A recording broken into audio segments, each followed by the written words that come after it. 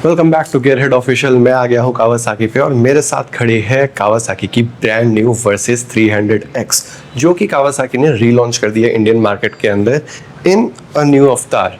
Well not actually a new अवतार but इसके अंदर जो चेंजेस हुए हैं वो आपको काफ़ी माइनर चेंजेस देखने को मिलेंगे, लेकिन जो सबसे बड़ा चेंज हुआ है वो हुआ है इसके प्राइसिंग में।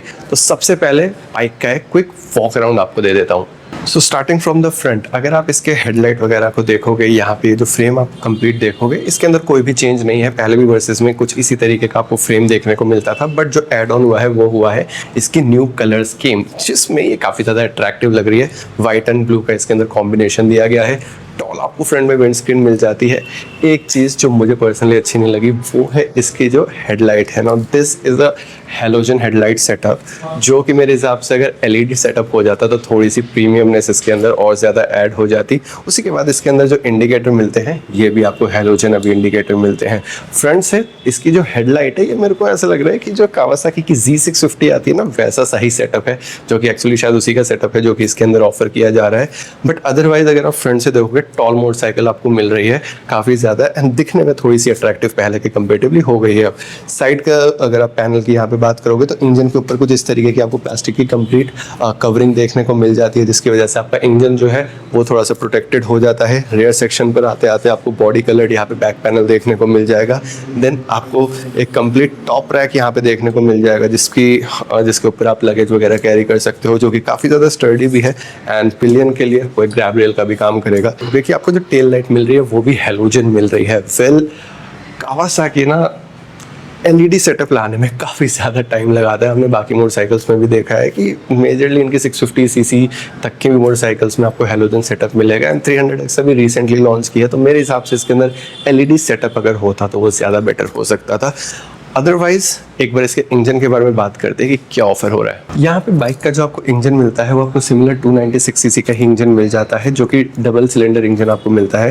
पहले भी मैकेनिकली इसके अंदर सेम इंजन आता था, अभी भी सेम इंजन आता है। ये मोटरसाइकिल पावर प्रोड्यूस कर देती है 38.8 bhp और 26 Nm टॉर्क रिलीज करती है। 6 स्पीड गियर बॉक्स के साथ ही मोटरसाइकिल आती है that gets slipper and assist clutch. Well इसका इंजन मैंने एक बार ये मोटरसाइकिल चलाई है तो इंजन स्मूथ बहुत है। कावासाकी की मोटरसाइकिल है भाई, ऑब्वियसली जापानीज ब्रांड, स्मूथ काफ़ी ज़्यादा है। लेकिन ये मोटरसाइकिल जो है ये ज़्यादा ऑफ रोडिंग ओरिएंटेड आपको बन जाती है एंड इसका और जो निंजा 300 है दोनों का सिमिलर ही इंजन सेटअप आपको देखने को मिलेगा।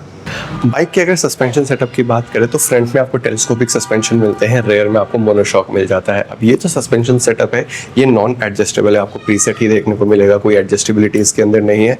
उसी के बाद फ्रंट में जो आपको व्हील देखने को मिल रहा है 19 इंच आपको व्हील मिलता है, रेयर में आपको 17 इंच व्हील मिल जाता है। अब इस मोटरसाइकिल के अंदर आपको स्पोक्ड व्हील मिलते हैं, एलॉय व्हील्स नहीं मिलते, तो स्पोक्ड व्हील जो है वो ज़्यादा आपके बेटर हो जाते हैं ऑफ रोडिंग कैपेबिलिटीज़ के हिसाब से। एक चीज़ और मिस आउट हो गई है कि अगर इसके अंदर क्रॉस स्पोक व्हील्स होते, ट्यूबलेस टायर होते तो मेरे हिसाब से ज़्यादा बेटर हो जाता, क्योंकि ये एक प्रीमियम मोटरसाइकिल और इसके अंदर फीचर्स थोड़े से ब्रांड को ऑफर करने चाहिए थे। वहीं पे 21 इंच व्हील नहीं है, 19 इंच व्हील है, तो टूरिंग पर्पस के हिसाब से भी ये मोटरसाइकिल काफ़ी ज़्यादा आपकी बेटर बन जाएगी। टॉल विंड स्क्रीन आपको मिल ही जाती है, तो ओवरऑल हाईवे पे चलाने में मोटरसाइकिल को डेफिनेटली काफ़ी ज़्यादा आपको मज़ा आने वाला है। टायर के अगर सेक्शन की बात करें तो फ्रंट में आपको 100 सेक्शन टायर मिलता है, रेयर में आपको 130 सेक्शन टायर मिलता है। अब 2025 में जो एक चेंज हुआ है वो हुआ है इसके टायर्स में। अब आपको MRF की ग्रिपिंग्स मिल जाती है, ड्यूल पर्पस टायर मिल जाता है, जो कि ऑफ रोडिंग और टारमैक दोनों में ही आपका अच्छा परफॉर्म करेगा। उसी के बाद बाइक के अगर सीट हाइट की बात करें तो 815 mm की आपको सीट हाइट मिल जाती है। मेरी हाइट है 5'9" एंड उतनी ज़्यादा अनकंफर्टेबल नहीं रहेगी। इनफैक्ट मैं बहुत ही इजीली इस मोटरसाइकिल के ऊपर बैठा हूँ, कमांडिंग पोस्चर मेरे को मिल जाता है, तो आई नो कि लॉन्ग टूरिंग अगर करनी है तो डेफिनेटली इस बाइक के साथ मज़ा आने वाला है। अब इनफैक्ट इस बाइक को सिटी में चलाने में मज़ा आएगा, क्योंकि इसका जो ओवरऑल वेट है दैट इज़ 179 kgs, तो काफ़ी सारी मोटरसाइकिल से हल्की है ये मोटरसाइकिल। अगर आप देखोगे कंपटीशन में इस सेगमेंट को अगर कंपेयर करोगे 300-400 सीसी सीसी के अंदर, तो वहाँ पे इसका आपको वेट अच्छा देखने को मिल जाएगा। Then coming to the fuel tank, 17 litres का आपको फ्यूल टैंक ऑफर हो जाता है एंड ये मोटरसाइकिल आपको एवरेज रिटर्न कर देगी अप्रॉक्सीमेटली 25 to 30 kmpl के बीच में। लेकिन दैट टोटली डिपेंड्स कि how you ride this motorcycle.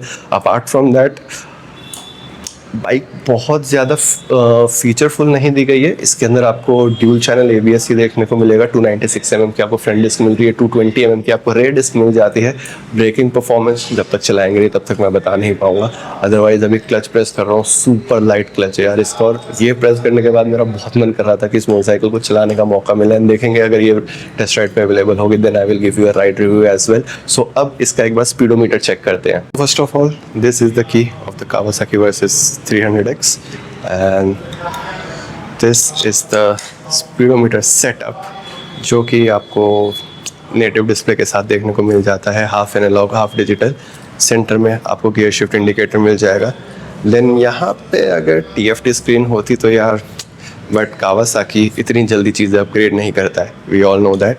And यहाँ पे आपको 15,000 RPM तक की रेव रेंज देखने को मिल जाएगी। यहाँ पे आपका gear shift indicator and ABS वगैरह। गियर आपका यहाँ पे न्यूट्रल भी आएगा, यहाँ पर भी न्यूट्रल आ जाएगा उसी के साथ। यहाँ पे आपको 2 स्विच मिलेंगे जहाँ से आप कुछ चेंजेस कर सकते हो। सो ऊपर वाले से टॉप चेंज होगा जिस पर trip A, trip B and odometer आ जाएगा। बाकी नीचे वाले से आप रेंज, किलोमीटर्स, एवरेज, ये 3 चीज़ें आप इससे चेक कर सकते हो। और बीच में आपकी क्लॉक आ जाती है एंड दैट्स इट।